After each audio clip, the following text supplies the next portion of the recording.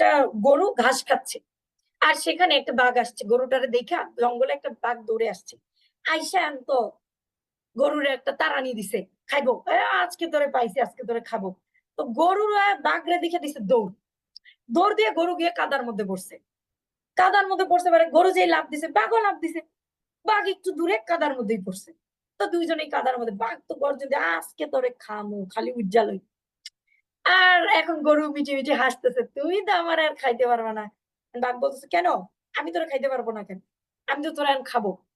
তো গরু বলতেছে তুমিও কাদায় পড়ছো, আমিও কাদায় পড়ছি, দুইজনেই কাদায় পড়ছি, উঠতে পারতেছে না, অনেক কাদা।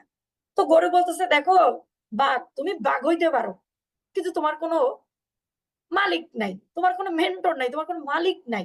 কিন্তু আমার মালিক আছে। এই তো সন্ধ্যা হয়ে আসছে, যখনই সন্ধ্যাটা আর একটু পড়বে আমার মালিক আমার ঠিক খুঁজতে আসবে, বাসায় না গেলে। যখনই আমার খুঁজতে আসবে কাদার মধ্যে দেখবে আমার মালিক আমার ঠিকই উঠাই নিয়ে যাবে। আর তোমার পিটাই মারি লাগবে, কারণ তোমার তো কোনো মালিক নেই যে তোমার নিতে আসবে। তুমি বাঘ হইতে পারো, আমি গরু হইতে পারি, কিন্তু আমি বাচ্চা যাবো, তুমি মরে যাবো। এবং যা যে কথা সেই কাজ। ঠিক সন্ধ্যা নামছে, গরুর মালিক আসছে।